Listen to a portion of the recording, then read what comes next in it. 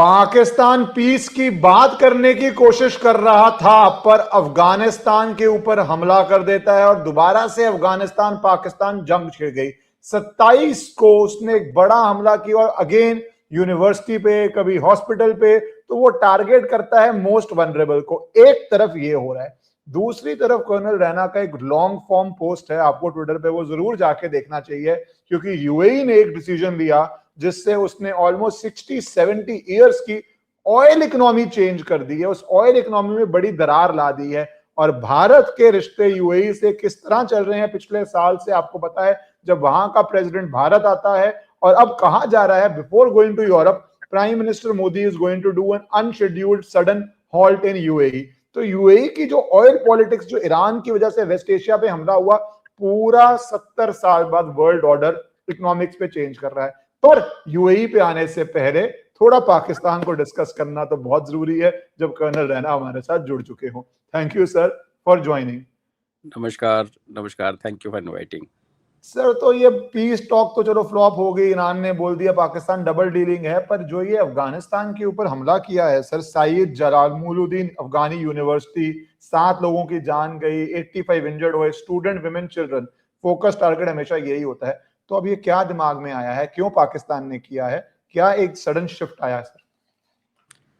ये सडन नहीं, पहले जब इसने अफगानिस्तान पे किया था तो हम लोगों ने यही ऑब्जर्व किया था और आई थिंक ठीक ही था कि उस पर जो प्रेशर आ रहा था कि सऊदी अरबिया में भेजो फौज को और ईरान के साथ भिड़ जाओ, या उससे पहले खैर गाजा का तो ख़त्म हो गई थी स्टोरी, तो लग रहा था कि उससे बचने के लिए पहले इस्लामाबाद मॉस्क में बॉम्ब, चलो खुद ही बॉम्बिंग कर दी, उसके बाद उसने वहाँ किया था।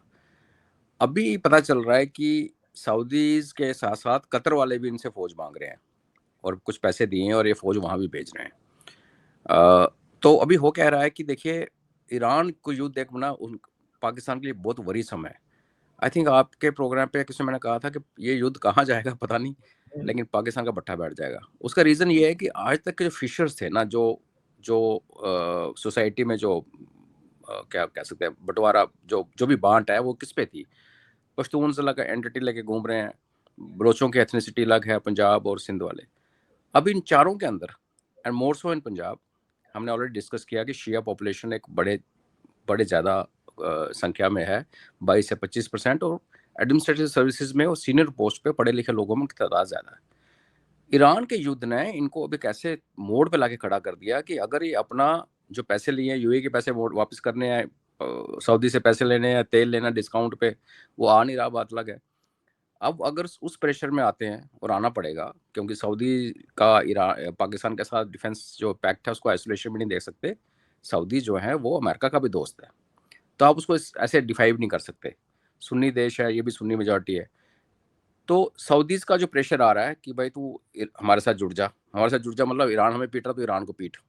तो वो सिचुएशन वो अवॉइड करने के चक्कर में उसने सो कॉल्ड पीस टॉक्स को कोशिश की, जो कि पहले दिन से लग रहा था कि एक चपरासी जो है वो क्या टॉक्स कराएगा। टॉक्स कराते हैं बॉसेस, जो बड़े देश के बड़े हैं, जो 2 बच्चों को बिठाएंगे, बोलो चलो बैठो बात करो। चपरासियों कौन पूछता है? विद ड्यू रिगार्ड्स टू हमारे जो पियोन्स हैं, मैं उनकी बात नहीं कर रहा मैं, वैसे I mean just a local. तो अभी उससे एक इशू और हो गया कि अभी जैसे जैसे गर्मी, पिछले हफ्ते बहुत गर्मी पड़ी है पूरे, चाहे हमारे वाले लोगों ने तो उसको बीजेपी के सिर पे डाल दिया, और पाकिस्तान वाले किसके सिर पे डाले? पानी कम हो रहा है। पर उस पर भी, सॉरी इंटरप्ट कर रहा हूँ, पर उस पर भी एक कमेंट कीजिएगा कि गर्मी, मैं जब बचपन में था हमें हर समर्स में ना ग्रैंड मदर कहती थी लू लग जाएगी, नोज ब्लीड होता ही था, पर तब भी हमारे टाइम पे तो खेलने के लिए बोलते थे भैया तुम वो घर से बाहर जाओ, 7 बजे के बाद रात को शाम को सर के आना चाहिए था। तो सर ये गर्मी को लेके क्या पॉलिटिक्स शुरू हो गया है? और मैं इसलिए पूछ रहा हूँ क्योंकि आज राहुल गांधी अंडमान निकोबार में सडनली ट्री ट्री कैंपेन कर रहा है। तो क्या जो ये ट्रीज कैंपेन है अंडमान निकोबार, क्या आप उस तरह जुड़ता हुआ देख रहे हैं? सॉरी, बिल्कुल एक टॉपिक शिफ्ट है, बट एकदम से दिमाग में आया, I need to ask this. Relevant है बिकॉज मैं कब से कह रहा हूँ कि बाहर से खतरा नहीं, खतरा हमें अंदर से ही है, और अंदर से हमारे वाले खतरा पैदा कर रहे हैं, करवा रहे हैं बाहर वाले जो दूर बैठे हैं। तो देखिए, आज किसी ने बड़ा अच्छा उसका डाला ट्विटर पे रिस्पांस कि तू ये बात कर रहा था हिमाचल का जो डैम है ब्यास रिवर पे, जब आप मंडी से कुल्लू जाते हैं तो रास्ते में एक डैम क्रॉस करते हैं आप, पंडोर डैम, तो उसकी फोटो दिखाई कि 2 दिन की बारिश अगर हिमाचल में हो जाए तो पंडोर डैम में आके हजारों क्या लाखों की संख्या में पेड़ों के स्टेम, देवदार के बड़े बड़े तने कटे हुए, एक तो हुआ ना कि ऊपर मड स्लाइड आ गया, फ्लैश फ्लड आ गया तो तोड़ना, कटे हुए पेड़ जो कि वहां से स्मगल होके या कहीं जाने के लिए तैयार थे, वो बारिशों के कारण सारे सामने आ गए। तो उसने कहा तू पहले अपनी जो तेरी स्टेट है कांग्रेस की, पहले उसको बचा ले, वहां जो तुम कर रहे हो वो देख लो। और ये कहने का ये है तात्पर्य कि इनको और मुद्दा तो को मिल नहीं रहा। इन्होंने बड़ी कोशिश की कि फ्यूल प्राइसेस बढ़ जाएंगे, जो बढ़ेंगे वो बढ़ाने पड़ेंगे, मजबूरी है, लेकिन कब बढ़ेंगे बाद की बात है। तो एक इररिलेवेंट सी चीज़ उठाई और उसको उसके ऊपर लगा दिया, फिर उसको अभी अंडमान से भी जोड़ना शुरू कर दिया और कहा कि जहाँ पेड़ कटेंगे तो और गर्मी हो जाएगी। तो देखिए, ये आज सोशल मीडिया है, लोग जानते हैं, आपकी जैसी चैनल्स देखते हैं, तो ये प्रोपेगेंडा काम नहीं करता। बट आज से 20 साल पहले ऐसा वाला एक प्रोपेगेंडा एक एलओपी करता तो उसका इम्पैक्ट होता। आपने बोफोर्स गन में जो डील हुई थी और उसके बारे में जो सुना और सरकार घिरी, लेकिन जब लोगों को पूछते थे ना, हम तो यंग उस टाइम फौज में भी जा ही रहे थे, कि इसकी हुआ क्या है, तो किसी को नहीं पता किसी को नहीं था। बोफोर्स में घपला हुआ है, बस इतना पता था। बिकॉज तब सोशल मीडिया नहीं था, सम पेपर्स में घपला आ गया, नहीं तो सरकार तो वो भी नहीं आने देती। तो इनको करने दीजिए। देखिए, ये फ्रस्ट्रेशन है, फ्रस्ट्रेशन का टाइम है, तो वो अपना सर, हाउ जो important is Andaman Nicobar in current Iran context? और अगर अंडमान निकोबार में बात करें, जो भारत सरकार प्लान कर रही है भारत के डिफेंस के लिए कितना, या ट्रेड सिक्योरिटी के लिए, सिंगापुर का एग्जांपल भी है, वाई ओनली डिफेंस, कितना इंपॉर्टेंट है सर अंडमान निकोबार प्रोजेक्ट? देखिए, एक तो क्या है कि जो एक बेसिक फंडामेंटल है लड़ाई लड़ने का, उसमें यह है कि अपने बॉर्डर से आप जितना दूर लड़ें उतना अच्छा है। अभी ये नहीं कि अंडमान निकोबार हमारा बॉर्डर, वो हमारा है, लेकिन मेनलैंड और ईस्ट की तरफ से कोई थ्रेट आती है, उसके बीच में एक सीरीज खड़ी है। अंडमान हमारे हैं वो अपने, बट मेनलैंड पे जब कुछ आ सके उसके, अब इमेजिन कीजिए ईरान में हॉर्मुज नहीं होता, खुला कोस्ट होता, तो फिर देखो फोर कोर किसको, आज ईरान ने गर्दन मरोड़ रखी है उस छोटी सी स्ट्रेट के चक्कर में, मरते मरते भी मार रहा है। तो अगर हम इसको छोड़ दें, जिसके साथ ही सारा रास्ता दुनिया का पूरा व्यापार ईस्ट की तरफ जा रहा है मलक्का स्ट्रेट में, तो हम फिर तो बेवकूफ़ी करेंगे। तो हम अपनी बॉर्डर की जो रीच है, जो डिफेंस की रीच के नाम पे स्ट्रेटजिक, उसको आगे लेके जा रहे हैं। और इस कॉन्टेक्स्ट में आपने पूछा कि ईरान और इस युद्ध में क्या है, तो अगर ये युद्ध नहीं रुका और ऐसे बर्बादी चलती रही और ईरान यूएई को और सबको ठोकता रहा, तो आपको सरप्राइज नहीं होना चाहिए कि जो यूएई का जो जगह बनी थी, दुबई का खास करके इंटरनेशनल मैप पे, कि बिजनेस सेंटर है, बढ़िया जगह है और अच्छी कंट्री थी, कोई डाउट नहीं है इनफैक्ट, अगर वहां पे कोई इम्पैक्ट पड़ता है, जैसे अमेजोन का डेटा सेंटर उठ गया, ऐसे कुछ और 2-3 वारदात होगी। और इधर अगर आने वाले 1-2 साल में साउथ चाइना सी में कोई कॉन्फ्लिक्ट स्टार्ट होता है, चाइना का ताइवान के सिर के ऊपर, जापान के कुछ भी, तो आ जाकर ये जो सिंगापुर की जो शहनशाहत है उस पर भी फर्क पड़ेगा। इन दोनों के बीच में हम लोग हैं। और लोग कहते हैं जोग्राफिकल लोकेशन, हमारे जैसे खूबसूरत जोग्राफिकल लोकेशन किसकी हो सकती है? हम बिल्कुल इंडियन ओशन के अंदर, इतने अंदर हमारा कोस्ट है। तो उस स्थिति में अगर ये हमारे वेस्ट में तबाही होती है और ईस्ट में कोई युद्ध छिड़ जाता है, तो उसके बीच में एक आइलैंड उभर के आएगा जो, और साइज वाइज आप देखिए, सिंगापुर इज़ वंडरफुल, हम सब जानते हैं, we been there, but Singapore की भी कैपेसिटी एक लिमिटेड है, बिकॉज वो भी छोटा सा देश है। हमारा ये जो प्रोजेक्ट है जिस आइलैंड पे बन रहा है, वो सिंगापुर से डबल तो नहीं है, ऑलमोस्ट 40-50% ज़्यादा है। वो 700 कुछ स्क्वायर माइल या किलोमीटर है, ये 1000 कुछ है। तो फ्यूचरिस्टिकली जब हम बात करते हैं कि आपने आज 4 लेन सड़क बनाई, और दिल्ली में जैसे बना, बनते बनते जरूरत पड़ गई 6 लेन की, जब 6 लेन कभी काट कूट के बनाने की कोशिश की तो 8 लेन की जरूरत पड़ गई। तो फ्यूचरिस्टिक कैपेसिटी जो है सिंगापुर की, वो भी एक डिबेटेबल इशू है। उसके टाइम पे आपके एक बड़ा कैपेसिटी, फ्रेश कैपेसिटी यहाँ मिलती है, और इसको आप आइसोलेशन में ना देखें ना, आप ट्रिवेंड्रम को देखो, वहाँ भी हमारी बहुत डीप पोर्ट बनी है।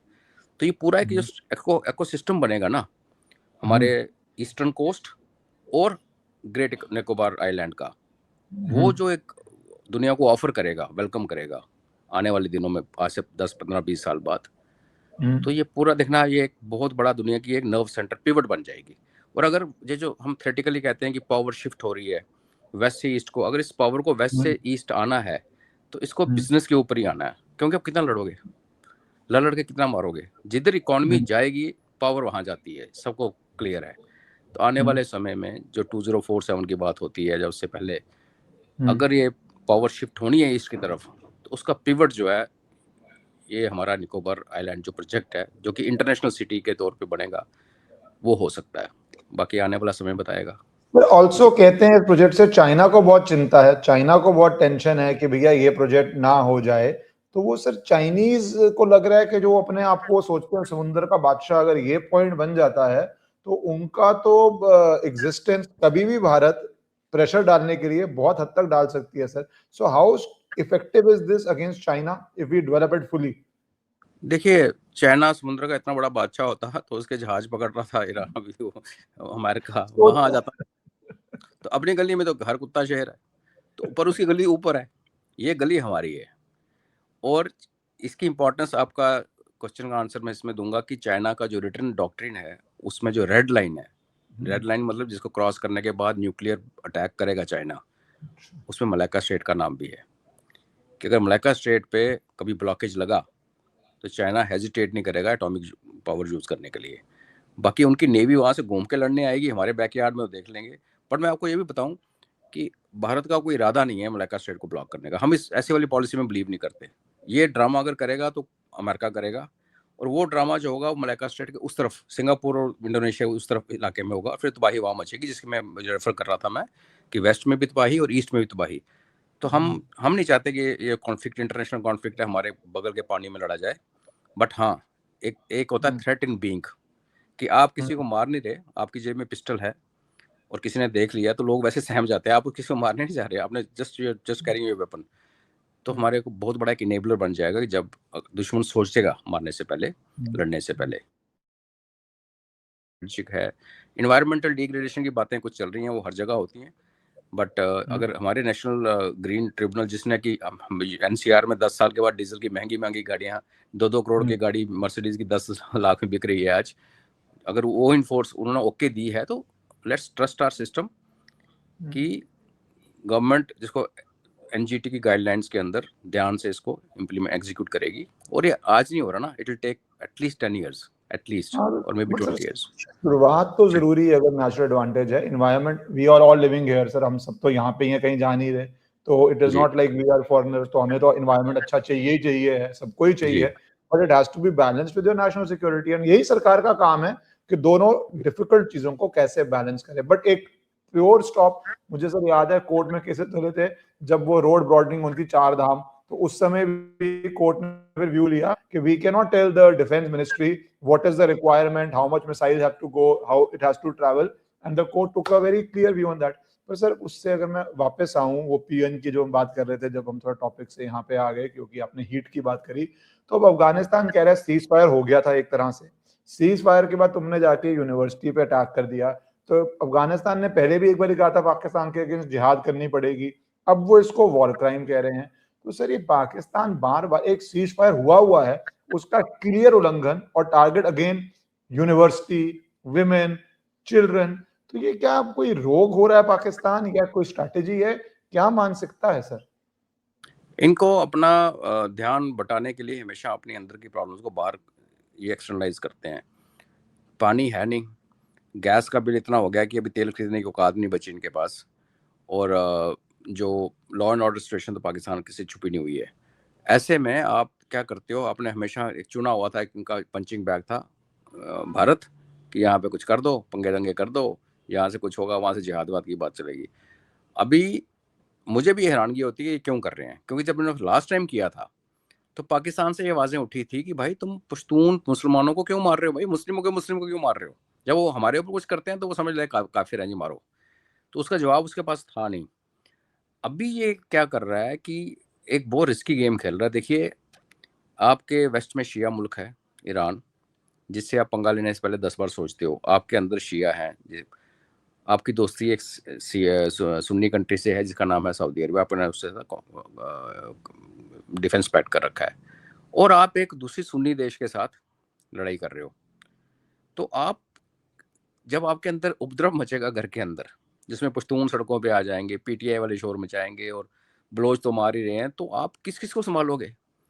अगर आपको सऊदी प्रेशर में आके ईरान के ऊपर एक गोली चलानी पड़ गई, चाहे ईरान ने आके मिसाइल, वो भी किया ना ईरान ने, भी बॉर्डर, इनकी बॉर्डर रेड हुई है, ईरान ने भी बॉर्डर रेड की और अफगानिस्तान में बॉर्डर रेड की, और उसका गुस्सा निकाला ना ईरान ने अफगानिस्तान फिर पर। कौन सी बॉर्डर रेड कर दी है? I did not know this, हाँ, ईरान ने क्या किया? ईरान ने अपने ईस्टर्न ईरान, जहाँ से इनका तेल स्मगलिंग होती थी बहुत ज़्यादा, ISI के ऑफिसर वहाँ पे उनका काम ये था, वहाँ से तेल गाड़ी में भर भर के ना, पीपों में भर भर के लाते थे, पाइप्स बिछी हुई थी चोरी चोरी वाली, वो ईरान जानबूझ के साथ में करवाता था, बिकॉज पैसा चाहिए होता था, बाहर सैंक्शन लगे हुए थे।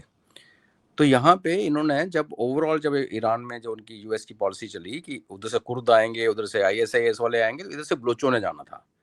तो जब स्टार्टिंग में प्रोटेस्ट हुए थे और जो लोग मारे गए थे स्ट्रीट में, और बाद में जब वीडियो आई कि जो पुलिस ने नहीं मारे, वो उनके अंदर से गोली चली है, जैसे हमारे यहाँ पे यूपी में हुआ था मस्जिद वाला, जो संभल वाला केस, कि प्रोटेस्टर्स के अंदर ही ऐसे लोग थे, उनके साथ ही मिलकर उनको गोली मार दी उन्होंने।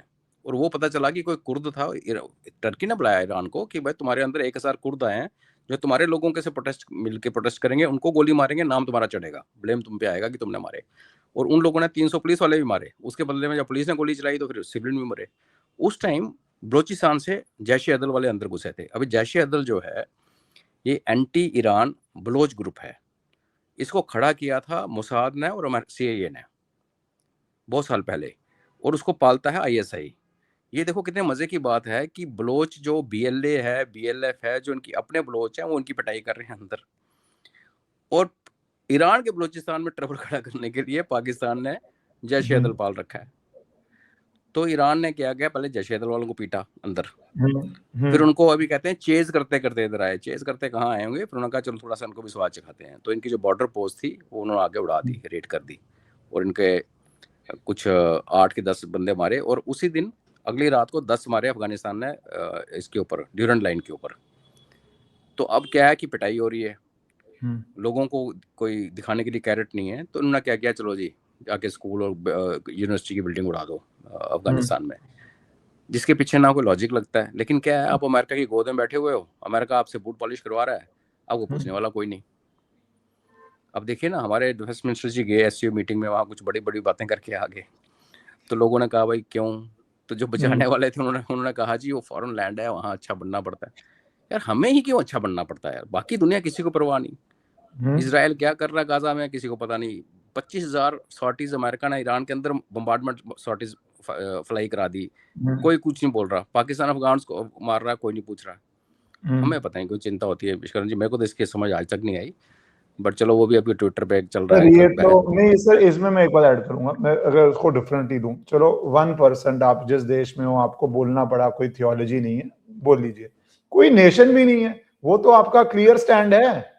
थियोलॉजी में यू कैन से आप कौन से देश में हो, क्या हो, डिप्लोमेटिक स्पीक करनी होती है, अपना काम करी जाओ, जरूरत नहीं है आज की डेट में वर्ल्ड में, आप सब देख ही रहे हैं। ये मे बी 5 साल पहले या 10 साल पहले एक पोलाइट स्पीक थी। अब नेशन की क्या जरूरत है बोलने की, वहां तो आपका एक स्टैंड है कि Pakistan is a terrorist nation, और सोशल मीडिया के जमाने में हर बात इंडिया में आएगी, फिर आपका ही केस वो, ये तो कई चीजें एक्चुअली में समझ नहीं आती हैं। इसको अवॉइड कर सकते थे, इस पूरे स्टैंडा को अवॉइड कर सकते थे। पहले टेररिज्म की बात की, बोला हमने कोऑपरेट किया है, नो टॉलरेंस, वहां पे छोड़ देते, कहानी खत्म थी। पर स्क्रिप्ट राइटर इनके कौन है जी? सर जब आपने स्टैंड दिया हुआ है blood and water will not flow together, तो आपने तो साफ पाकिस्तान पे बोला हुआ है। जयशंकर जी ने कितनी बार बोला हुआ था hub of terrorism is Pakistan, जो पूरी वीडियो उस समय वायरल हुई थी, वो जब उस समय पाकिस्तान में बातें हो रही थी, तो ये क्या स्टैंड है, वो ले लिया स्टैंड एक बारी जो एक था। एनीवेज, पर सर ये जो ईरान और अफगानिस्तान दोनों ही पाकिस्तान को ठोकने बैठ गए हैं। ईरान बलूचिस्तान में पहले ही प्रॉब्लम एग्जिस्टिंग है, अफगानिस्तान पे नया फ्रंट है। और जो शिया प्रॉब्लम आपने काफी देर से आप बता रहे थे कि भैया Shias are different from Pathan and ये बलोच प्रॉब्लम, क्योंकि इनके कॉन्सेंट्रेशन हैं, शहरों में भी हैं, पढ़े लिखे भी हैं, एक कम्युनिटी भी है, वहां पे फंड रेजिंग भी हो रही है। तो सर ये तीनों प्रॉब्लम्स एक साथ हेड कर रही है पाकिस्तान के अंदर। So what do you see is the internal situation there, where यहाँ पे आप यूएस की बूट लिकिंग कर रहे हो पर आपको उसका फायदा तो नहीं हो रहा, आपकी तो जंग बढ़ती जा रही है, ईरान से भी बढ़ गई है, अफगानिस्तान से वो आपने खुद ही क्रिएट किया, अफगानिस्तान बदला लेगा, और शियास तो अंदर बैठे ही पड़े हैं। तो have they gotten to excited about US?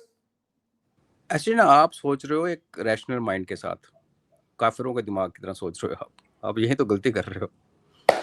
आपको क्या लगता है यशकरण जी, आपको पाकिस्तान पहले देश लगता है? इनकी जो एलीट है ना, जिसको कहते हैं, कोई कहता है 9% है, कोई कहता है 11% एलीट है इनकी कंट्री में, और उसमें जो सुपर एलीट है, जो सुपर रिच, जिसमें जरदारी वगैरह आते हैं 10% वाले, दे आर डेसिमल पॉइंट्स में है। इन सब की प्रॉपर्टीज, इन सब की फैमिलीज बाहर सेटल्ड हैं। आसिफ मुनीर के अपने बच्चे यूएस में पढ़ते हैं, इसकी वाइफ ऑपरेशन सिंदूर के टाइम पे चली गई थी। तो आप अब लगे हुए हो पैसे कमाने में। अगर सऊदीज ने आपको पैसे दिए, उसके बदले आपने वहां पे 15-18 हजार सिपाही भेजे। कतर ने आपको 1 बिलियन दिया, तो सुनने में आया कि 10,000 वहां जा रहे हैं। तो अगर ये हर 10,000 के ऊपर, $1 बिलियन के ऊपर 10,000 सैनिक भेज रहा है, तो मैं तो अपने शाह साहब को कहूंगा 10-15 बिलियन डॉलर डालो, इनकी फौज खरीद लो सारी। तो देखो, ये देश बेच रहे हैं, और उसके हो क्या रहा है, फौज बाहर जा रही है, पीछे जैसे आपने कहा अफगानिस्तान से पंगा, ईरान से पंगा, और हमसे भी पंगा। तो गली गली में, मस्जिदों में से अनाउंस करवा के रिक्रूटमेंट की जा रही है। पहले जिहाद के लिए करते थे, अभी पाकिस्तान आर्मी बच्चों को बोल रही है आओ इस्लामिक आर्मी में बनो, बिकॉज आपने ट्रुप्स बाहर भेज दिए और यहाँ पीछे खोखला कर दिया। जिस देश में 3 तरफ से थ्रेट हो, वो क्या ऐसा कुछ कर सकता है? ये देश नहीं है ना जी, ये देश नहीं है। और आप काफिर हो, आप वहां पहुंच नहीं सकते उस मैं सोच में। आपको अपना एक एक्सपीरियंस शेयर करूं तो जब हम कॉलेज में थे, there was a international competition, तो उसमें पाकिस्तान से भी टीम आई हुई थी। That was my first interaction with the Pakistani. ठीक है, तो बड़े पढ़े लिखे लग रहे थे, ऑनेस्टली बोलूंगा। तो उसने समझाया बैठ के मुझे कि भाई मेरे पेरेंट्स तो यूएस में हैं, मैं वहां पे कोई यूनिवर्सिटी थी लम्स वम्स करके, तो बोलता हमारे यहाँ पे 99% तो मदरसा में पढ़ते हैं, वो तो है ही नहीं है, 1% पढ़ते हैं अंग्रेजी स्कूल में। उस 1% का 0.1% है हम जो अब्रॉड सेटल्ड है, पर कुछ यूनिवर्सिटी करने के लिए, कोर्स करने के लिए पाकिस्तान में आ जाते हैं, जो उसके हिसाब से बेस्ट यूनिवर्सिटी थी वहां की। और वो बोलते हैं हम बारबीटॉल एरियाज में रहते हैं, उसने 3-4 एरियाज के नाम लिए, इससे बाहर कुछ नहीं है, यहाँ पे डिग्री लेके फिर हम वापस चले जाएंगे। दोनों जगह हमने पैर रखे हुए हैं कि कब किसकी गवर्नमेंट आती है तो थोड़ा सा यहाँ से और एक्सप्लॉइट कर लेते हैं, जब बैड गवर्नमेंट आती है हमारे लिए तो जी हम निकल के वापस चले जाते हैं लंदन या यूके। तो सर वही पूरा है कि इलीट की कोई इंटरेस्ट ही नहीं है अपने देश के अंदर, तो आप कैसे रिएक्ट करोगे? ईरान से भी लड़ोगे, अफगानिस्तान से भी लड़ोगे, भारत से भी लड़ोगे सर। तो एनीवेज नहीं बोल सकते। उसमें एक और पहलू आप ऐड कीजिए कि अमेरिका के आगे इनकी औकात नहीं मुंह खोलने की, तो इन्होंने चुना यूरोप। इनका पहले एलीट गया, और आप पुराने सीरियल देखेंगे, अगर इंग्लिश सीरियल पुराने जब बीबीसी पे आते थे, उसमें आप जल्दी आपको दिखता था एशिया बेस्ड कोई सीरियल है, उसमें एक पाकिस्तानी होगा, उसके नेबर एक हिंदू होगा, और फिर आपस में उनके लड़के लड़कियों की इश्क शुरू हो जाएगा। फिर वो मतलब मजाकिया सीरियल होते थे, I am forgetting the name, yes sir और समथिंग ऐसे, मतलब सीरियल थे। तो इनकी एलीट चली गई, फिर इनकी एलीट ने प्लान बनाया कि अपना देश तो हम तबाह कर चुके हैं, वहां तो कुछ होने वाला नहीं, तो ऐसे करते हैं गुंडे को उठा के यहाँ लाते हैं। तो आज जो ब्रिटेन की हालत हुई है वो ऐसे नहीं होगी कि ऐसी होगी, लोग वहां पहुंच गए Pakistani grooming, no no, it is all planned. तो पाकिस्तानी एलीट जो है वो भी यूरोप में सेटल हुआ है, और वो अपने साथ अपने भाई ब्रदर कोई जो उनके घर के काम करे, बकरे वकरे काटे, जो काम यहाँ कर, उनको साथ में लेके गए। उस चक्कर में यूरोप का बेड़ा गर्क हो गया। आप देखो स्पेशली यूके का, फ्रांस जर्मनी में जो इशू है वो तो ये जो यमन से गए, सीरिया से गए, ये वाले ज्यादा अल्जीरिया वाले हैं, लेकिन पाकिस्तानी सीधे जाके यूके में क्यों पहुंचे, और वहां ग्रूमिंग कैसे स्टार्ट हुई? उनको पता था कि अगर ये अंग्रेजों ने तो कुछ करना नहीं, इनके तो बच्चे पैदा नहीं करते हैं, घर से निकल जाते हैं, तो जो रेजिस्ट कर सकता है बीइंग अगर नेचुरली बॉर्न नहीं भी है इंग्लिश बट रहता है, तो उसमें सिख्स हैं, हिंदूज हैं, तो इन्होंने टारगेट की हिंदू लड़कियां, सिख लड़कियां क्यों टारगेट की? तो ये एक बहुत बड़ा प्लान है। तो ये पाकिस्तान, एक मूवी थी ना हम दिल दे चुके सनम, तो पाकिस्तानी एलीट ने तो बोला पाकिस्तान का तो बेड़ा गर्क कर चुके हम सनम, अब उधर चलते हैं। तो इस लार्जर गेम को अगर हम समझेंगे तो फिर समझ आती है इनकी सर मुझे याद है क्योंकि मेरा पहला एक्सपीरियंस था पाकिस्तानी के साथ, जितना लाइफस्टाइल उनका वेस्टर्नाइज था, रात को सबको लड़के लड़कियों के रूम में घुसे पड़े हैं, बॉटल्स खुली पड़ी हैं, पार्टीज चल रही हैं, तो हमें because we were little conservative, मैं देख के हैरान था कि भाई कैसे कितना ओपननेस है, और कहने को पाकिस्तान है, पर फिर उन्होंने यही बोला हम पाकिस्तानी है ही नहीं भाई, हम 0.01% है। तो वो पूरा फिर वही माइंडसेट है सर। मैं इसमें एक और बात कहना चाहूंगा, एक सडन चीज होती है कि दाऊद इब्राहिम का वो सलीम डोला पकड़ा जाता है टर्की से, ड्रग किंगपिन है। मुझे जो थोड़ा अजीब लगा, टर्की ने कैसे ये होने दिया, करा, सपोर्ट किया, क्या मूवमेंट हुई? क्योंकि Salim Dola is a recognised face of drug mafia, जो पूरा, अब उससे जो पकड़ा जाएगा तो ड्रग चेन्स आएंगी। टर्की तो एक मिलिटेंटली अगेंस्ट इंडिया यूजुअली स्टैंड लेता है। तो सर ये क्यों चेंज का देख रहे हैं? और ऐसे सलीम डोला या दाऊद के और लोगों का पकड़ना, does it really move the needle, does it really make a difference, या ये उसको सजा के लिए काफी है, पर नेटवर्क में कितना असर पड़ता है दाऊद केस से या ड्रग नेटवर्क में इससे? देखिए, हमें जो ओवरटली जितना भी लगता है ना, जैसे लगता है दो देशों में लड़ाई चल रही है, ईरान और अमेरिका के, तो लड़ाई करते हुए इनकी बैक चैनल टॉक्स चल रही होती हैं किसी न किसी एंगल में। उसी तरीके से एजेंसीज की जो रिलेशनशिप होती है ना, इंटेलिजेंस एजेंसीज की, वो गवर्नमेंट से एक्चुअली फ्री होती है। लाइक RNW की जो एसेट्स हैं टर्की में, वो जो टर्की के सोर्सेज हैं हमारे यहाँ, और कुछ जिनको हम जानते हैं वो भी जानते हैं, ऐसा भी होता है, यू मैनेज, वो एक अलग अलग लेवल पे काम करते हैं। अब टर्की ने क्या किया, ऑपरेशन सिंदूर में पाकिस्तान के साथ खड़े होकर बेइज्जती करवा ली अपनी।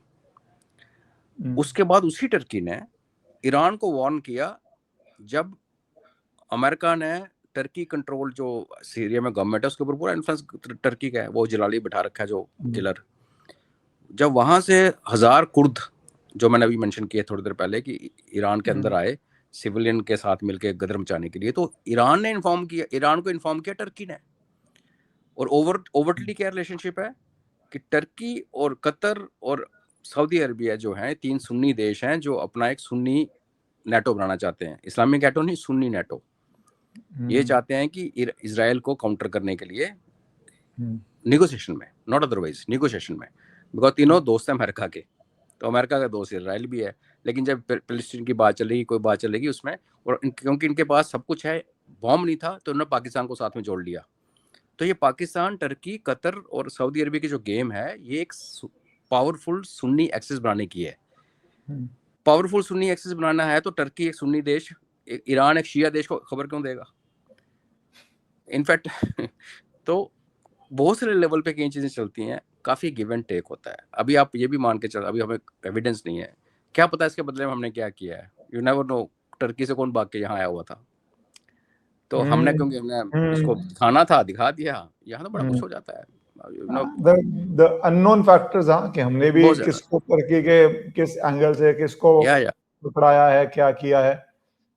सर, अब मैं थोड़ा आना चाहूंगा यूएई वाला, क्योंकि पहले तो मैं आपका ट्वीट बहुत लंबा है तो मैं उसके अलग अलग पार्ट्स पर डालूंगा। United Arab Emirates step away कर रहा है ओपेक से, is a bit like the quiet, well mannered, well dressed guy at a shaadi suddenly getting up and saying बस मैं बुफे खुद मांग कर लूंगा। सो व्हाट एक्चुअली मैनेज कर लूंगा, हाँ, मैनेज कर लूंगा, अच्छा। So what actually happened before we get carried away? तो सर, इसको जरा मैं पहले एक भूमिका बांध दूं और फिर ये लेना चाहूंगा आपसे। तो ओपेक फॉर्म होता है 1960s में, पूरा ऑयल इकोनॉमी कंट्रोल करना है, एक तरह से यूएस का इन्फ्लुएंस आता है, एक तरह से उसके अंदर डॉलराइजेशन आती है, एक तरह से रिजर्व करेंसी वर्ल्ड की बनती है, तो एक यूएस के लिए बहुत इंपॉर्टेंट वो टूल रहता है। अब ये यूएई का जो बाहर निकलना, और आपने बहुत लंबा एक्सप्लेन किया, तो उसको आप प्लीज अब यहाँ पे समझाइएगा। तो ये यूएई का डिसीजन किस कॉन्टेक्स्ट में देख रहे हैं, किस तरह हुआ, यूएस का इसमें क्या रोल रहा, पहले before I come to Bharat के वाले एंगल से? ओके, देखिए, ओपेक क्या करता था, बेसिकली ऑयल प्रोडक्शन को मैनिपुलेट करता था, कि कोटा सिस्टम अलॉट कर दिया कि आप लोग 2 मिलियन बैरल से ज़्यादा नहीं निकालोगे, आप बड़े हो, आप 3 मिलियन निकाल लो। और जब दुनिया को तंग करना होता था तो ये उसको भी काट के और स्क्यूज कर लेते थे। तो ओपेक के अंदर क्या होता था, काफी ओपेक होता था, हमें पता नहीं चलता, इनकी गेम्स अंदर चलती रहती थी, और ये कभी रेट बढ़ गया, कभी कम हो गया, बिकॉज देखो पानी की तरह तेल निकल रहा है जमीन से। जब नेचर आपको कोई ब्लेस करती है तो क्या होता है, जहाँ तो बढ़ता रहेगा, बढ़ता रहेगा, बढ़ता जाएगा, कम होता रहता है। ऐसा तो नहीं होता कि आज बढ़ गया कल नीचे हो गया, ये तो जो जितना फ्लक्चुएशन जो डालते हैं सारा आर्टिफिशियल होता है। और उसको कैसे करते हैं, डिमांड एंड सप्लाई को रेगुलेट करते हैं। डिमांड बढ़ी, सप्लाई टाइट कर दी, कॉस्ट बढ़ गई, और जैसे डिमांड कम हुई आपने सप्लाई उसको इक्वलाइज कर दी, तो ये इनका मैनिपुलेशन चलती थी। अब प्रॉब्लम क्या हुई है कि यूएई के साथ, आपको पता है कि 7 उसमें राज्य हैं, उसमें से 2 में तो तेल अभी बचा ही नहीं है, बचे 5। यूएई को ये भी पता है कि भाई ये जो हम इस कंट्रोल में रहते हैं, तो एक तो उसका मन खराब हुआ जब उनकी बिल्डिंग तोड़ी गई और अमेरिका कुछ नहीं कर पाया, और सब यूएई ने बोलना शुरू कर दिया ये है वो है, हम अपनी रक्षा खुद करेंगे, ये जितना पैसा अमेरिका को दिया हम अपने पे क्यों ना लगाएं। और दूसरा हुआ कि उनका डॉलर करेंसी खत्म होगी, पैसे की शॉर्टेज होगी, तो वो यूएस के पास गए। उन्होंने कहा भाई ऐसा है कि हमें तो डॉलर, क्या यूएस क्या करता है कि जब किसी कंट्री में डॉलर करेंसी कम होती है तो यूएस उसको डॉलर देता है, क्यों, अगर नहीं देगा तो किसी और करेंसी में व्यापार करना शुरू कर देगा, तो यूएस का हार्म होता है उसमें। तो वो फिर एक लोन देता है, बड़ा सॉफ्ट सा लोन होता है, उसको फिर रीपे करना पड़ता है। बड़ी कंट्रीज लेती हैं इनसे। और इन एनी केस जितनी जीसीसी कंट्रीज हैं, इनकी जो करेंसी है वो सारी पैक्ड है यूएस के साथ, यूएस डॉलर के साथ। तो ऐसा भी नहीं है कि डी डॉलरेशन कर देंगे। अगर डी डॉलरेशन करेंगे, इनकी अपनी इनका जो दिरहम टूट जाएगा रातों रात, तो वो रिस्क नहीं लेना चाहते। प्लस ये जो पाकिस्तान से इसने पैसे मांगे, तब इसने यही दुहाई दी थी कि हमारे पास डॉलर्स खत्म हो गए, हमें पैसे चाहिए, डॉलर चाहिए वापस। तो सऊदीज ने पाकिस्तान को दिए, पाकिस्तान ने उनको दे दिए। लेकिन अब का इम्पैक्ट क्या है, जो भी रीजन रहे हैं और जो भी रीजन हैं, इम्पैक्ट ये है कि अब ये कह रहा है कि मैं उस बंधन से छूट रहा हूँ, मुझे कोई कोटा वोटा नहीं करना, मैं अपनी मर्जी से प्रोडक्शन करूंगा। उसका एक तरीका देखने का ये है कि वो उनको समझ आ रही है कि अगले 10 साल में ऑयल की डिमांड बहुत कम होने वाली है। 2 रीजन है, दुनिया एक दूसरे सोर्सेज पे जा रही है, सोलर पे जा रही है, विंड पे जा रही है। और आपको पता अभी स्ट्रॉन्ग हाइब्रिड गाड़ियां आ रही हैं, जो कि 20, 22, 24 अभी अक्टूबर नवंबर में एक और गाड़ी लॉन्च हो रही है 35 की एवरेज, एसयूवी की 35 की एवरेज। तो एक तो आपको ऑयल की डिमांड कम, ऊपर से लोग हाइड्रोजन की गाड़ियों पे चलने लगे, उस पर काम शुरू हो चुका है। गाड़ियों के छत के ऊपर सोलर पैनल लगा है जो गाड़ी को चार्ज कर रहा है, तो बड़ा कुछ हो रहा है। और दूसरा ये है कि उनको ये भी लगता है कि ये जो अभी जो मेरे पास विंडो है 8-10 साल की, इसके अंदर मैं जो मेरे पास रिसोर्सेज हैं जिसकी बाद में वैल्यू जीरो हो जाएगी, उसको मैं जितना यूज़ करूं और उसको अपनी इकोनॉमी में इन्वेस्ट करके मैं अपने को जो डैमेज हुआ, अभी हुआ है, जो भी हुआ है, टूट फूट हुई है, दुनिया का पूरा ध्यान उनको अट्रैक्ट करने के लिए मैं उनको, जैसे दुबई में टैक्स नहीं लगता, आपको पता ना, वहाँ टैक्स नहीं है, बिकॉज अपने अपने लोगों को निचोड़ते नहीं है। तो उसका ये उनका ये सोच है कि हम अपने नेचुरल रिसोर्सेज निचोड़ लें, जब उससे पहले कि नेचुरल रिसोर्सेज की जो वैल्यू खत्म हो जाए और हम अपनी इकोनॉमी स्ट्रांग कर लें, उसके बाद देखी जाएगी। अब उसका इम्पैक्ट हमारे लिए एक बहुत अच्छी खबर है एक्चुअली। और जब आपने कहा कि उनके प्रेसिडेंट यहाँ हुए थे, अभी मोदी साहब वहाँ जा रहे हैं, अगर इसका आई थिंक 3.1 मिलियन बैरल का इसका कोटा है पर डे, अगर उसने 3.1 से 4 या 5 मिलियन बैरल पे आ गया, तो उसका सबसे बड़ा क्लाइंट कौन है जो इसको एब्जॉर्ब कर सकता है? देखो तेल तो, हाँ तेल तो आप निकालोगे, बेचोगे किसको? सबसे बड़ी मार्केट जो कि अनलिमिटेड मुंह खोल के खड़ी है वो हम है, भारतवासी। दूसरी मार्केट उसके मिलती है उसको ग्लोबल साउथ में, जो कि नेबरहुड है उसका। और अब इसको कनेक्ट करो अब न्यू सोमालीलैंड के साथ। न्यू सोमालीलैंड जब इजराइल ने डिक्लेयर करवाया, जो ईस्टर्न कोस्ट पे है, नॉर्थ ईस्टर्न कोस्ट पे अफ्रीका के बिल्कुल रेड सी की मुंह पे, तो UAE was the first country to recognise it. और I2U2 में भारत, अमेरिका, यूएई और इजराइल पहले इकट्ठे हैं। तो ये जो गेम चल रही है ना, मोदी जी का इजराइल में जाना, उससे पहले यूएई वालों का यहाँ आना, अभी फिर मोदी जी का फिर जाना, ये दिखाता है कि एक नया एक यहाँ पे एक एक्सेस क्रिएट हो रहा है। और जो अगर आपको आईमैक कभी बनना है, जो इंडियन मिडिल ईस्ट और यूरोप कॉरिडोर अगर बनना है, तो उनको ऐसे कॉरिडोर से ही बनेगा। बाकी अगर आप कुछ जैसे लोग हैं पाकिस्तान से कुछ हेर दो जैसे, वो कुछ नहीं होने वाला। यूएई के पास पैसा है, उसका कंपटीशन है सऊदीज के साथ। सऊदीज में प्रॉब्लम ये आ रही है कि सऊदीज का ऑयल भी सूख रहा है, उतना नहीं है, इसलिए उनकी जो न्यूम सिटी का प्रोजेक्ट था 400 किलोमीटर वाला, वो अभी ठंडा पड़ गया, अभी छोटी सी सिटी बना रहे हैं। तो ओवरऑल अगर ये प्रोडक्शन बढ़ जाती है तेल की और वो हम उसको कंज्यूम करते हैं, तो ये हमारे लिए एक एश्योर्ड सप्लाई है। इनफैक्ट यूएई से तो हम, अगर ऐसा हो गया, you should not be surprise कि हम पाइपलाइन ना बिछा लें सीधी from UAE to our refinery, फिर हॉर्मुज में कुछ होता रहे ना होता रहे, हमें बला से नीचे से तेल आएगा। तो ये एक बहुत सिग्निफिकेंट वो है स्टेप है। यूएई अपने लिए, अपनी खुशी के लिए कर रहा है, अपनी सलामती के लिए कर रहा है। मुझे उसका जो डायरेक्ट फायदा होता है हमें दिख रहा है। और उसमें एक चीज़ और होती है नजर आ रही है कि जब एक निकल गया ना ओपेक से बाहर, तो बाकी कहेंगे हम क्यों ना करें। अब जैसे ओमान है, ओमान एक न्यूट्रल कंट्री है, वो किसी भी ब्लॉक को बिलोंग नहीं करती, इसका पड़ोसी है, कल को ओमान बोले मैं भी बेचूंगा। और फिर जो अफ्रीकन कंट्रीज हैं, अभी रशिया देखो, रशिया ने कौन सा ओपेक की बात मानी, वो भी तेल बेच रहा है। तो टूट तो फूट पड़ चुकी थी पहले ही, अभी सामने, अभी तक यूएई निकला नहीं है। यूएई ने सिर्फ इंटेंशन दिखाई है। आई एम श्योर अभी अमेरिका भी कूदेगा, सऊदीज भी कूदेंगे, सब इकट्ठे होंगे, इसको कन्विंस करेंगे। बोल रहा है पर बहुत लॉन्ग टाइमलाइन नहीं दिया, बोल रहा है 1 मई 2026, दैट इज 3-4 दिन, तो 2 दिन। तो ये इट्स नॉट कि मैं नेगोशिएट करने के लिए 6 महीने की वार्निंग दे रहा हूँ। दूसरी बात सर, उसकी कैपेसिटी बोल रहे हैं अनयूज कैपेसिटी है 5 मिलियन बैरल्स अ डे की, तो वो करके तो वो ऑलमोस्ट डबल ही होगी उसकी प्रोडक्शन, डबल में पैसा भी आएगा। तीसरी जो आप सर बात इसमें ऐड कर रहे हैं वो कि स्ट्रेट ऑफ हॉर्मुज के बाद जो हुआ है, सॉर्ट आउट हो भी जाए, खुल जाए, वैसे तो पता नहीं खुलेगा नहीं खुलेगा, एक कमेंट उसका ले लूंगा मैं, बट वो के बाद every nation has to derisk, जो कर सकता है डी रिस्क। उसमें आप बोल रहे हो यूएई डी रिस्क कर सकता है, पाइपलाइन अगर भारत की तरफ लाए, हमारी रिफाइनरी पे लाए, तो वो डीरिस्क करना तो सर उसके लिए अब एग्जिस्टेंस के लिए जरूरी है। एब्सोल्युटली। आप देखें सऊदीज ने क्या किया था कुवैत की वार के टाइम पे, अपने ईस्टर्न कोस्ट उनका जो खाड़ी में खुलता है, गल्फ पर्शियन गल्फ में, वहाँ का तेल का मेन टर्मिनल है। लेकिन जब कुवैत का पंगा चला, इराक ने ठोकनी शुरू की सबको, तो इन्होंने पाइपलाइन बिछाई और वेस्टर्न कोस्ट पे लगे रेड सी पे, जो अभी फिर तोड़ी थी, लेकिन चल रहा है वहाँ पे, 4-5 बिलियन बैरल निकल रहा है।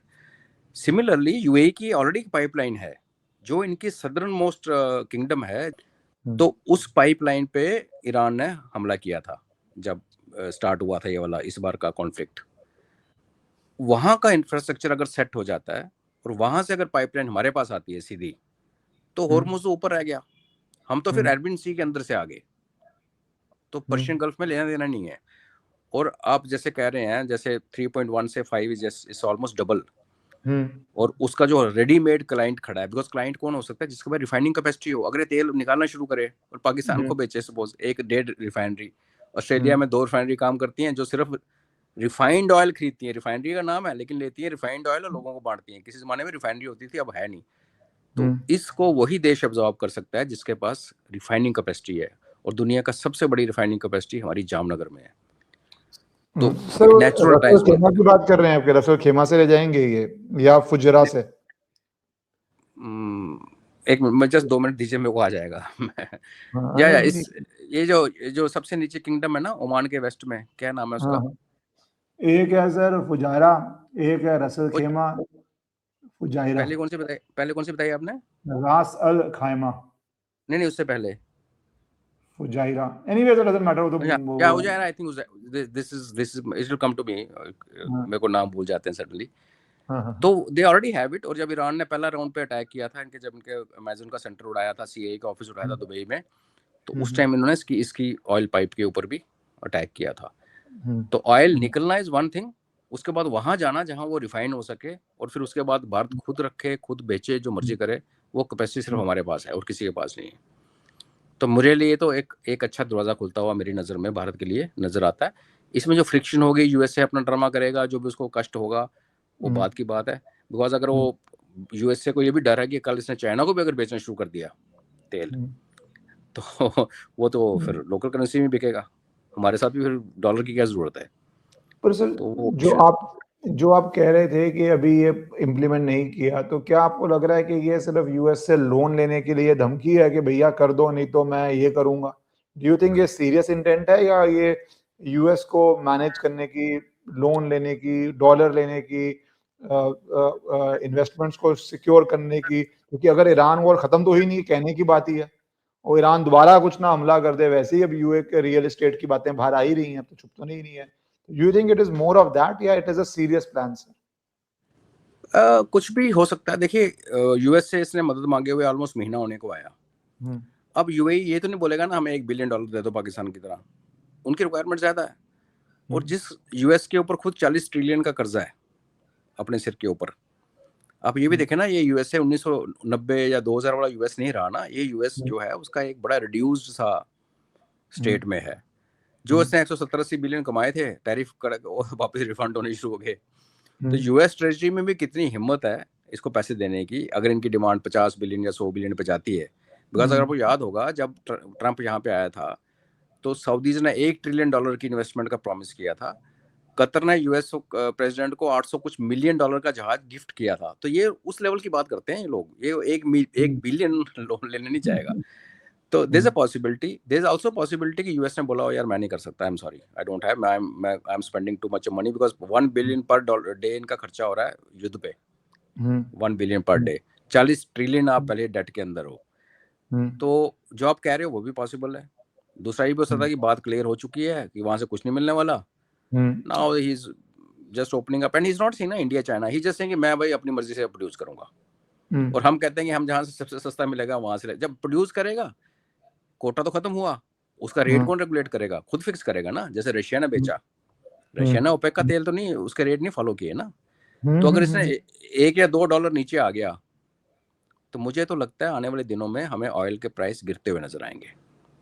अगर ये ईरान वाला पंगा ना होता तो पक्का गिरते, 100% में गारंटी से कहता। ईरान में क्योंकि शॉर्टेज है दुनिया में, तो हो सकता है टाइम लगे या ग्रेजुअल हो, लेकिन इस डबल कैपेसिटी आने से एकदम फर्क पड़ेगा। जी। सर ईरान पे मैं लास्ट क्वेश्चन चाहता हूं कि क्या सर ये ईरान और यूएस में अब स्थिति क्या देख रहे हैं आप, क्योंकि जब पहली बार सीज फायर सुनने में आया तो मुझे और बहुत लोगों को लगा कि चलो अब एक जर्नी होगी, नेगोशिएट होगी, कुछ ना कुछ कर लेंगे। फिर जेडी वैंस आया, वापस गया, फिर सेकंड बारी आए नहीं आए। अब ईरान पाकिस्तान को तो दोगला बोल रहा है कि भैया तू तो टाटा सी बाय बाय, उनकी स्टेट मीडिया बोल रही है। Sir what is the situation now, what do you see is the way out? मेरा सेम है इश्करन जी, जो पिछली बार हमने डिस्कस किया था, अगर बात ईरान और अमेरिका के बीच में होती तो सीज फायर भी हो गया होता, अमेरिका को कुछ ऑयल का इंटरेस्ट फुलफिल कर लिया होता, जहाँ तो उसने अपनी रिफाइनरी कोई अमेरिकन कंपनी के हवाले कर दी जो पहले 60s में थी, पूरा तेल ईरान का अमेरिकन मैनेज करते थे और यूके मैनेज करता था, या फिर इन्होंने इतना प्रॉमिस लेना था कि तू चाइना को मत बेचना, बाकी तू जो करना कर। पर पंगा यहाँ एक पपलू है, उस पपलू का नाम है इजराइल। और इजराइल है कि मानता नहीं, वो भी हमारी एक और हिंदी मूवी है दिल है कि मानता नहीं, वो मानता नहीं। और अभी जो खबरें निकल के आई हैं कि 27 दिसंबर को जब इसकी 25 में जब ट्रंप की रैंच पे इनकी मीटिंग हुई है फ्लोरिडा में, तो एक टाइम आया जब एक स्टैंड ऑफ सा हो गया था नेतन्याहू और ट्रंप और उसके एडवाइजर्स के बीच में कि अटैक नहीं करना, लेट्स डू समथिंग। तो आई बिलीव, अब पता नहीं, ये तो अब देखो यूएस का मीडिया बोल रहा है, कितना मुझे नहीं पता, वो कहता है कि सारे लोगों को बाहर भेजा गया और कमरे में बचे नेतन्याहू और ट्रंप, और वहां नेतन्याहू ने ट्रंप को उसकी एप्स्टीन फाइल की रियल फुटेज दिखाई जिसमें ट्रंप खुद है उल्टी पुल्टी कर चीजें करता हुआ। तो दिस इज बीइंग हर्ड और डिस्कस्ड इन अमेरिका कि इसको ब्लैकमेल किया जा रहा है। वो कितना सच है इट्स डिफिकल्ट टू से, बिकॉज ओवरऑल अगर आप देखें स्ट्रेटेजिक पॉइंट ऑफ व्यू से कि एक कंट्री जिसका प्रेसिडेंट मैं लड़ाइयाँ बंद कराऊंगा उस पर प्रॉमिस करके आया हो, अपने पे ट्रिलियंस ऑफ डॉलर का कर्जा चढ़ा हो, घर के अंदर आपकी भूखमरी मची हुई है और आपने दुनिया का तेल महंगा किया तो आपके घर के अंदर तेल महंगा हो रहा है, आपको कैपिटलिस्ट कंट्री आप सब्सिडी दे नहीं सकते, आप क्यों लड़ोगे जाके ईरान के साथ? और ईरान से आप, ईरान था तो उसके डर के मारे सारे आपके गल्फ कंट्रीज आपसे हथियार भी लेते थे और आपको गिफ्ट भी देते थे, तो आप अपने उस गोल्डन एग को देने वाली मुर्गी को क्यों काटोगे? इसलिए क्योंकि इसमें प्रेशर है इजराइल का। और इजराइल का अगर हम नेतन्याहू की स्टोरी छोड़ दें कि ब्लैकमेल नहीं भी कर रहा, अमेरिका का अपना इंटरेस्ट है इजराइल को बचाने का।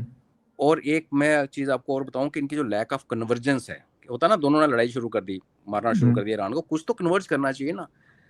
इजराइल की सोच ये है कि इसको अगर ये बॉम्ब बनाता है इसको बनाने दो, हम निपट लेंगे ईरान को, हम निपट लेंगे, जिस दिन ये बॉम्ब बनाने की कंफर्म ठोक देंगे, हमारे पास भी है। अमेरिका कहता है कि वो चाहता है कि जो सैंक्शन लगा के रखो, सैंक्शन मत हटाना। और अमेरिका के साथ जो नेगोशिएशन ईरान किस बात पे कर रहा है, वो खुद ही यूरेनियम देने के लिए तैयार था पहले ही, आज भी बीच में बातें हो रही हैं, वो कह रहा है सैंक्शन हटा, क्योंकि इजराइल का डर है कि जिस दिन ईरान से सैंक्शन हटे और इसने पैसे कमाने शुरू किए, 45 साल हो गए इनको सैंक्शन लगे हुए, तो उसके कुछ सालों में ईरान इतना पावरफुल हो जाएगा कि इजराइल उसको कंटेन नहीं कर पाएगा। तो इजराइल कहता है कि भाई तुम सैंक्शन मत हटाना, बॉम्ब शाम हम देख लेंगे, we know where their bombs are. तो सर आपके जो कह रहे हैं कि real fight is no longer about the bomb, the real fight is कि ईरान क्या इकोनॉमिक, अगर सैंक्शन हटते हैं तो ईरान क्या एक इकोनॉमिक पावर हाउस बन जाएगा, जिससे फिर इजराइल को लगता है कि इकोनॉमिक पावर हाउस बन के इसकी ज्योग्राफी है, हिस्ट्री है, प्रॉपर देश है, एक प्रॉपर देश है, मेरे ख्याल से उस रीजन में इकलौता प्रॉपर देश है, एक्सेप्ट सऊदी अरेबिया, थोड़ा उसका भी क्लेम कुछ वो कह सकता है, तो वो प्रॉपर देश है। और उसकी फिर मानसिकता 5-10 साल बाद might be like Germany after world war 1, इतना दबा था, फिर वर्ल्ड वॉर 2 में जब पैसा आना शुरू हुआ तो वर्ल्ड वॉर 2 की तरफ गया। Is that the loose parallel के मतलब जो इजराइल के दिमाग में है? एब्सोल्युटली, उनको डर ये है, और गल्फ कंट्रीज को क्या डर है कि अगर ईरान स्टेबलाइज हो गया, it will capture Iraq, because Iraq turmoil में है और इराक भी शिया कंट्री है। तो अगर ईरान और इराक इकट्ठे हो गए और उसके बाद वो घुस गए सऊदी अरबिया में, तो सऊदीज और कुवैत को तो वैसे खा जाएंगे, वो तो है ही, बहरीन तो वो कहते हैं दाल मखनी जो मखाने होते हैं ऊपर, वो हाल है उनका। तो उन गल्फ कंट्रीज को भी डर है, तो इसको वो सैंक्शन नहीं हटाने दे रहे। और अभी ईरान क्या कह रहा है कि सैंक्शन हटाओ, मेरे पे सैंक्शन हटाओ, मेरे को पैसे कमाने दो, जहाजों से टैक्स लेने दो। कहानी सारी ये है, अगर इजराइल और अमेरिका और गल्फ कंट्रीज के जो फ्रेंड्स हैं, अगर ये कन्वर्ज कर जाते हैं ना किसी एक पॉइंट पे, तो सीज फायर भी हो जाता और लंबा भी चलता। इसलिए मेरा अपना ये मानना है कि लंबा चलेगा और ये जो सीज फायर चल रहा है आजकल, ये अमेरिका भी बिल्डअप कर रहा है, बिल्डअप में कोई कमी नहीं आई है, उनकी फोर्सेज आ रही हैं। अब वो नेक्स्ट मूर्खता या नेक्स्ट ब्रेवेडो कब करेगा अमेरिका, क्या फुट ऑन ग्राउंड डालेगा? आई बिलीव अभी पाकिस्तान से शायद 5,000 ट्रुप्स भी अमेरिका ले ईरान के अगेंस्ट एक्शन करने के लिए ईस्टर्न साइड से। अगर ऐसा कुछ हो गया तो फिर ये बढ़ता ही जाएगा, क्योंकि ईरान जितना वीक होगा वो उतना इररिस्पॉन्सिबल हो जाएगा। जी सर, जो आप सजेस्ट कर रहे हो कि रियल प्रॉब्लम इज कि ईरान का फ्यूचर में प्लेस क्या, अगर मैं इस तरह बोलूं इकोनॉमिकली, अगर ईरान का फ्यूचर में प्लेस क्या है और उसको दबाए रखने का है, तो फिर तो ये लंबा ही चलेगा, बिकॉज स्ट्रेट ऑफ हर्मुज ईरान का ओनली स्ट्रॉन्ग कार्ड है ब्रॉडली, तो वो खुलने देगा नहीं, और उसको खोलने के लिए आपको बूट्स ऑन ग्राउंड चाहिए। बूट्स ऑन ग्राउंड के लिए मुझे नहीं लगता Donald Trump is in a position. तो फिर वो बात किस घूम फिर के जहां शुरू हुए थे, तो वो तो सिर्फ एक ही आर्मी है जो अपनी आर्मी को भाड़े में दे सकती है मरने के लिए, पाकिस्तान की army. Pakistan do you think कि फिर ये आपको लग रहा है कि ये स्टेलमेट के बाद यूएस भी एंट्री मार सकता है, या it will B via Saudi Arabia, Pakistan लड़ो मरो जितना मर्जी प्रेशर डाले कि पाकिस्तान जाके जंग लड़े ईरान के अंदर, वेपन वो देंगे? पाकिस्तान भी लड़े अमेरिका के बिहाफ पे, और 1 लाख जो उन्होंने ISIS फाइटर्स इकट्ठे कर रखे हैं जिहादी सीरिया के अंदर, और उनको भी हर्डल है ना। इराक में जो गवर्नमेंट नई बनी है वो एंटी अमेरिका है, और इसलिए उनकी मजबूरी क्या है, इराक जो तेल बेच रहा था, अभी तो डिस्ट्रप्शन हो रखे बीच में, जो ऑयल पीछे जो ऑयल बेचता है वो, अगर मैं इराक एज ए भारत अगर हम ईरान से तेल लेते हैं तो हम ईरान को पे नहीं करते, इराक को सॉरी, हम पे करते हैं यूएस को।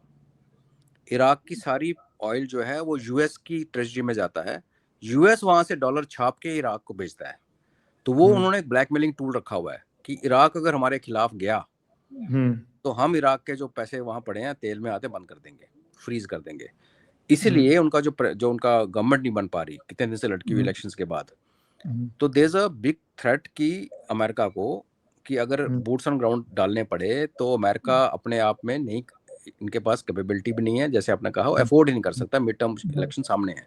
तो उनके पास ऑप्शन बचती है कि यहाँ से पाकिस्तानी, उधर से जिहादी, क्योंकि अगर ईरान काबू नहीं आता तो ईरान को तोड़े बिना इनके पास कोई चारा नहीं होगा। जब टूटेगा ईरान तो सबके लिए कहते हैं ना, हमारे स्यापा डाल देगा, इंक्लूडिंग अस, बिकॉज ये फिर कितने टुकड़े होंगे और उसमें कौन क्या करेगा, कौन ISIS शिया बनेगी, क्या बनेगी, कहना बहुत मुश्किल है। बिकॉज ये जो IRGC 31 प्रोविंसेस हैं, ये लोग समझ लो रातों रात, अगर ईरान टूटता है रातों रात ये लोग उस इलाके के कबीलों के सरदार बन जाएंगे, और फिर वहां पे वही होगा सिविल वॉर जैसे कि अफगानिस्तान में चलती रही, और फिर उसका सेक पड़ोस में आता है।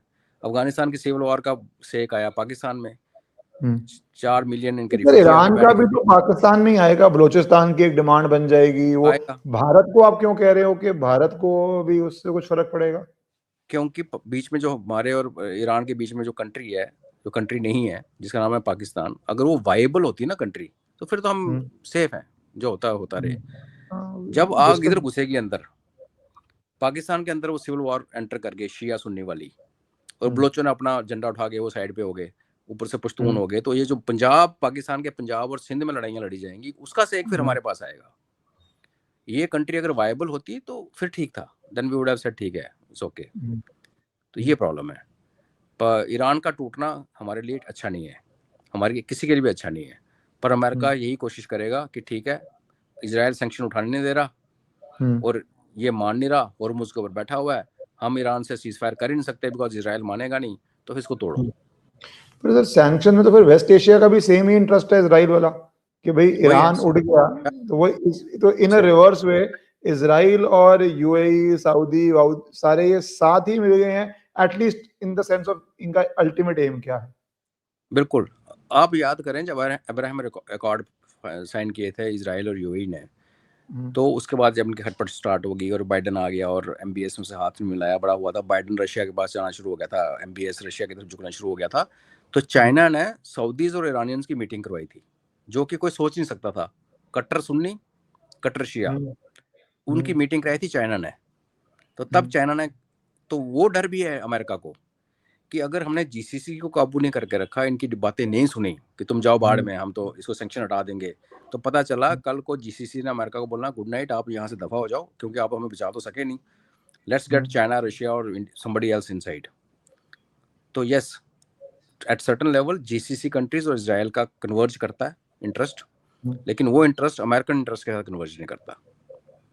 इसलिए इस लड़ाई को हम लंबा जाते हुए देख सकते हैं, जहाँ नंबर 2 राउंड जो मोर डिजास्टर राउंड कैन स्टार्ट, उसके बाद अगर बड़ी तबाही होगी तो उसके बाद ईरान क्या करेगा, किसको ठोकेगा, कुछ कहना भी इस वही वेस्टर्न मीडिया जो आज तक ये क्लेम कर रहा था कि सारे उनके मिसाइल लॉन्चर उड़ा दिए गए हैं, 70% उड़ा दिए गए हैं, वही वेस्टर्न मीडिया आज भी क्लेम कर रहा है कि 60 to 70% तो इंटैक्ट पड़ा है, हमने तो ईरान को भी छुआ ही नहीं है। देखो हमारा सोर्स ऑफ इंफॉर्मेशन क्या है, हम तो खमेनाई से बात तो करते नहीं, वो तो मर गया बेचारा।